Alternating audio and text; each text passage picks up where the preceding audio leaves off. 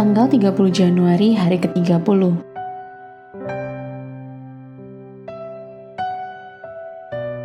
Bacaan Keluaran pasal 32-34. Peristiwa patung anak lembu emas. Garis besar, 6 minggu telah berlalu sejak orang-orang Israel membuat sumpah untuk setia kepada Tuhan. Oleh karena bangsa Israel menyimpulkan bahwa Musa telah meninggal di Gunung Sinai, maka mereka bersikeras untuk menciptakan replika dewa Mesir dan menyembahnya. Saat Musa turun dan melihat pemandangan yang mengerikan itu, Musa melemparkan loh batu yang baru ditulis itu sehingga pecah menjadi potongan-potongan. Secara dramatis, kejadian itu menggambarkan perjanjian yang telah dirusak. Musa menghancurkan anak lembu emas dan memerintahkan orang Lewi untuk membunuh orang-orang Israel yang bersalah. Pertobatan Israel, doa syafaat tanpa pamrih Musa, dan kesetiaan Tuhan atas janjinya yang pada akhirnya memungkinkan dibuatnya pembaharuan perjanjian kembali. Musa mengalami perjumpaan lain dengan Tuhan di Gunung Sinai, dan loh batu baru dibuat kembali.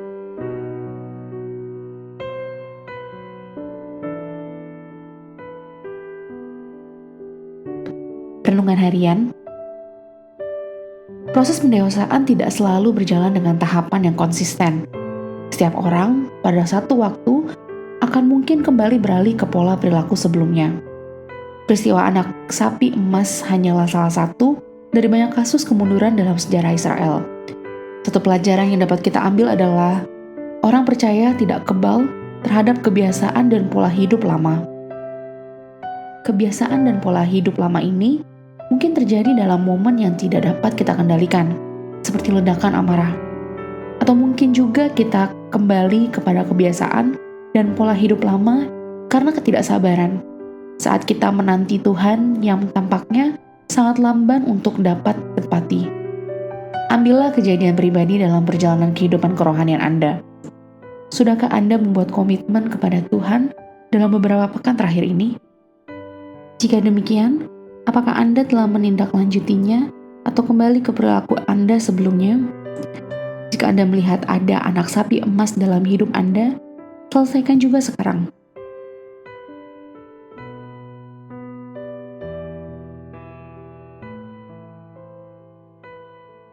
Jangan pernah melihat ke belakang, kecuali jika Anda ingin kembali padanya.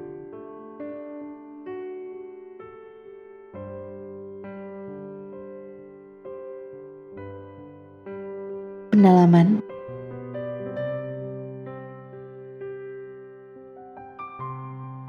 Anak lembu emas, tradisi penyelewangan, Keluaran pasal 32 ayat 4. Penyembahan kepada patung anak lembu atau penyembahan berhala dalam bentuk apapun secara tegas dilarang di dalam hukum Allah. Lihat Keluaran pasal 20 ayat 4-6. Namun lebih dari sekali dalam sejarah Israel, bangsa Israel melakukan penyembahan kepada anak sapi emas ini, sehingga menimbulkan penghancuran bagi orang-orang Israel. Gambaran Allah, Keluaran pasal 34 ayat 8. Saat Musa berada di celah batu karang di Gunung Sinai, Tuhan datang dan menyatakan siapa dirinya. Penampakan ini membentuk gambaran rinci tentang karakter Tuhan yang tidak berubah, rahmat, cinta, kasih sayang, dan kebaikannya. Sungguh suatu pengalaman yang luar biasa yang dialami oleh Musa, sehingga Musa segera jatuh ke tanah dan menyembahnya. Mencerminkan Tuhan kepada bangsa Israel. Keluaran pasal 34 ayat 28. Musa tinggal di Gunung Sinai selama 40 hari lebih lama untuk menerima instruksi tambahan dari Tuhan. Sekali lagi, Tuhan mengukir 10 perintah Allah di atas lempengan loh batu. Ketika Musa kembali ke perkemahan, ia tidak mungkin menyembunyikan fakta bahwa dia sebelumnya telah masuk ke dalam hadirat Tuhan. Lihat pasal 34 ayat 35.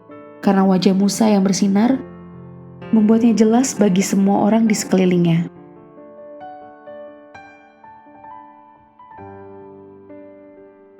Amin. Tuhan Yesus memberkati.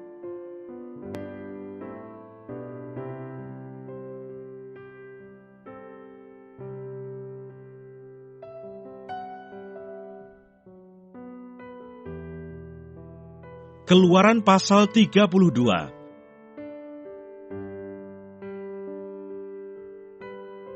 Anak lembu emas. Ketika bangsa itu melihat bahwa Musa mengundur-ngundurkan turun dari gunung itu, maka berkumpullah mereka mengerumuni Harun dan berkata kepadanya, "Mari buatlah untuk kami Allah yang akan berjalan di depan kami, sebab Musa ini orang yang telah memimpin kami keluar dari tanah Mesir. Kami tidak tahu apa yang telah terjadi dengan dia." Lalu berkatalah Harun kepada mereka, "Tanggalkanlah anting-anting emas yang ada pada telinga istrimu, anakmu laki-laki dan perempuan, dan bawalah semuanya kepadaku." Lalu seluruh bangsa itu menanggalkan anting-anting emas yang ada pada telinga mereka, dan membawanya kepada Harun.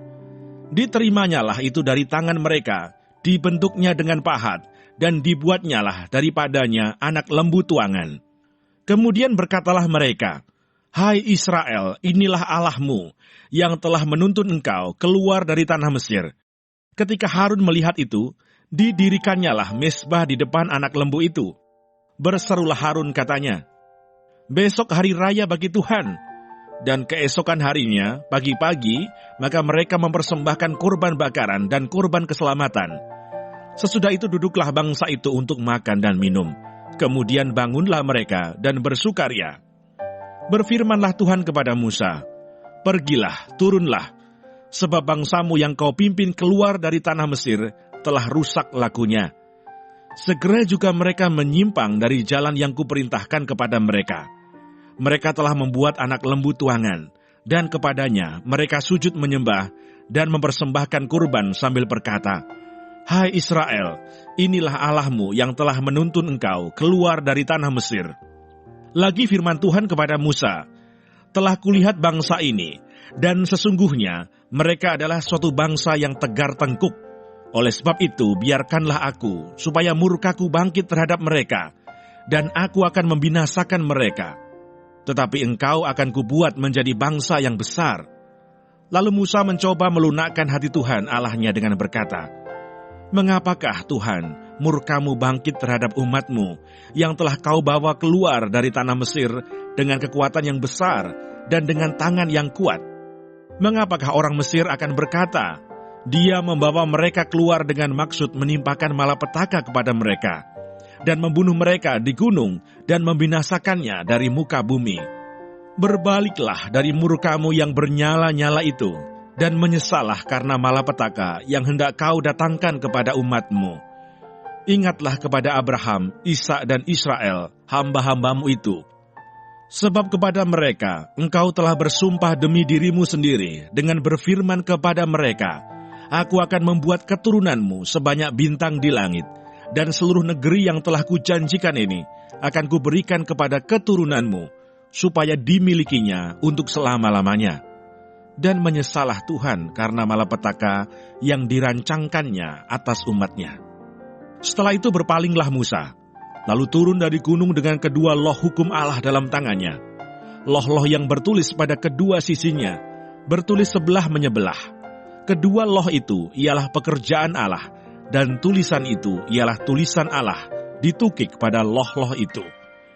Ketika Yosua mendengar suara bangsa itu bersorak, berkatalah ia kepada Musa, "Ada bunyi sorak peperangan kedengaran di perkemahan." Tetapi jawab Musa, "Bukan bunyi nyanyian kemenangan, bukan bunyi nyanyian kekalahan. Bunyi orang menyanyi berbalas-balasan, itulah yang kudengar." Dan ketika ia dekat ke perkemahan itu, dan melihat anak lembu dan melihat orang menari-nari, maka bangkitlah amarah Musa. Dilemparkannyalah kedua loh itu dari tangannya, dan dipecahkannya pada kaki gunung itu. Sesudah itu diambilnyalah anak lembu yang dibuat mereka itu, dibakarnya dengan api, dan digilingnya sampai halus. Kemudian ditaburkannya ke atas air, dan disuruhnya diminum oleh orang Israel. Lalu berkatalah Musa kepada Harun, "Apakah yang dilakukan bangsa ini kepadamu, sehingga engkau mendatangkan dosa yang sebesar itu kepada mereka?" Tetapi jawab Harun, "Janganlah bangkit amarah tuanku. Engkau sendiri tahu bahwa bangsa ini jahat semata-mata. Mereka berkata kepadaku, 'Buatlah untuk kami Allah yang akan berjalan di depan kami, sebab Musa ini orang yang telah memimpin kami keluar dari tanah Mesir, kami tidak tahu apa yang telah terjadi dengan dia. Lalu aku berkata kepada mereka, siapa yang empunya emas haruslah menanggalkannya. Mereka memberikannya kepadaku, dan aku melemparkannya ke dalam api, dan keluarlah anak lembu ini. Ketika Musa melihat bahwa bangsa itu seperti kuda terlepas dari kandang, sebab Harun telah melepaskannya sampai menjadi buah cemooh bagi lawan mereka, maka berdirilah Musa di pintu gerbang perkemahan itu serta berkata, siapa yang memihak kepada Tuhan, datanglah kepadaku. Lalu berkumpullah kepadanya seluruh Bani Lewi. Berkatalah ia kepada mereka, beginilah firman Tuhan Allah Israel. Baiklah kamu masing-masing mengikatkan pedangnya pada pinggangnya, dan berjalanlah kian kemari melalui perkemahan itu, dari pintu gerbang ke pintu gerbang. Dan biarlah masing-masing membunuh saudaranya, dan temannya, dan tetangganya. Bani Lewi melakukan seperti yang dikatakan Musa, dan pada hari itu tewaslah kira-kira 3.000 orang dari bangsa itu. Kemudian berkatalah Musa, baktikanlah dirimu mulai hari ini kepada Tuhan, masing-masing dengan membayarkan jiwa anaknya laki-laki dan saudaranya, yakni supaya kamu diberi berkat pada hari ini. Keesokan harinya berkatalah Musa kepada bangsa itu, kamu ini telah berbuat dosa besar, tetapi sekarang aku akan naik menghadap Tuhan. Mungkin aku akan dapat mengadakan pendamaian karena dosamu itu. Lalu kembalilah Musa menghadap Tuhan dan berkata, bangsa ini telah berbuat dosa besar, sebab mereka telah membuat Allah emas bagi mereka. Tetapi sekarang, kiranya engkau mengampuni dosa mereka itu, dan jika tidak, hapuskanlah kiranya namaku dari dalam kitab yang telah kau tulis. Tetapi Tuhan berfirman kepada Musa, siapa yang berdosa kepadaku, nama orang itulah yang akan kuhapuskan dari dalam kitabku. Tetapi pergilah sekarang, tuntunlah bangsa itu ke tempat yang telah kusebutkan kepadamu. Akan berjalan malaikatku di depanmu. Tetapi pada hari pembalasanku itu, aku akan membalaskan dosa mereka kepada mereka. Demikianlah Tuhan menulahi bangsa itu, karena mereka telah menyuruh membuat anak lembu buatan Harun itu. Keluaran pasal 33. Musa meminta penyertaan Tuhan di gurun. Berfirmanlah Tuhan kepada Musa, pergilah, berjalanlah dari sini, engkau dan bangsa itu yang telah kau pimpin keluar dari tanah Mesir, ke negeri yang telah kujanjikan dengan sumpah kepada Abraham, Ishak dan Yakub. Demikian, kepada keturunanmu lah akan kuberikan negeri itu. Aku akan mengutus seorang malaikat berjalan di depanmu, dan akan menghalau orang Kanaan, orang Amori, orang Het, orang Feris, orang Hewi, dan orang Yebus, yakni ke suatu negeri yang berlimpah-limpah susu dan madu. Sebab aku tidak akan berjalan di tengah-tengahmu, karena engkau ini bangsa yang tegar tengkuk, supaya aku jangan membinasakan engkau di jalan. Ketika bangsa itu mendengar ancaman yang mengerikan ini, berkabunglah mereka, dan seorang pun tidak ada yang memakai perhiasannya. Berfirmanlah Tuhan kepada Musa, katakanlah kepada orang Israel, kamu ini bangsa yang tegar tengkuk. Jika aku berjalan di tengah-tengahmu sesaat pun, tentulah aku akan membinasakan kamu. Oleh sebab itu, tanggalkanlah perhiasanmu, maka aku akan melihat apa yang akan kulakukan kepadamu. Demikianlah orang Israel tidak memakai perhiasan-perhiasan lagi sejak dari Gunung Horeb. Sesudah itu Musa mengambil kemah dan membentangkannya di luar perkemahan, jauh dari perkemahan, dan menamainya kemah pertemuan. Setiap orang yang mencari Tuhan, keluarlah ia pergi ke kemah pertemuan yang di luar perkemahan. Apabila Musa keluar pergi ke kemah itu, bangunlah seluruh bangsa itu dan berdirilah mereka, masing-masing di pintu kemahnya, dan mereka mengikuti Musa dengan matanya sampai ia masuk ke dalam kemah. Apabila Musa masuk ke dalam kemah itu, turunlah tiang awan dan berhenti di pintu kemah, dan berbicaralah Tuhan dengan Musa di sana. Setelah seluruh bangsa itu melihat bahwa tiang awan berhenti di pintu kemah, maka mereka bangun dan sujud menyembah, masing-masing di pintu kemahnya. Dan Tuhan berbicara kepada Musa dengan berhadapan muka, seperti seorang berbicara kepada temannya. Kemudian kembalilah ia ke perkemahan. Tetapi abdinya, Yosua bin Nun, seorang yang masih muda, tidaklah meninggalkan kemah itu. Lalu berkatalah Musa kepada Tuhan, "Memang engkau berfirman kepadaku, suruhlah bangsa ini berangkat. Tetapi engkau tidak memberitahukan kepadaku, siapa yang akan kau utus bersama-sama dengan aku. Namun demikian engkau berfirman, aku mengenal namamu, dan juga engkau mendapat kasih karunia di hadapanku. Maka sekarang jika aku kiranya mendapat kasih karunia di hadapanmu, beritahukanlah kiranya jalanmu kepadaku, sehingga aku mengenal engkau, supaya aku tetap mendapat kasih karunia di hadapanmu. Ingatlah bahwa bangsa ini umatmu." Lalu ia berfirman, "Aku sendiri hendak membimbing engkau dan memberikan ketenteraman kepadamu." Berkatalah Musa kepadanya, "Jika engkau sendiri tidak membimbing kami, janganlah suruh kami berangkat dari sini. Dari manakah gerangan akan diketahui bahwa aku telah mendapat kasih karunia di hadapanmu, yakni aku dengan umatmu ini? Bukankah karena engkau berjalan bersama-sama dengan kami, sehingga kami, aku dengan umatmu ini, dibedakan dari segala bangsa yang ada di muka bumi ini? Berfirmanlah Tuhan kepada Musa, juga hal yang telah kau katakan ini akan kulakukan, karena engkau telah mendapat kasih karunia di hadapanku, dan aku mengenal engkau." Tetapi jawabnya, "Perlihatkanlah kiranya kemuliaanmu kepadaku."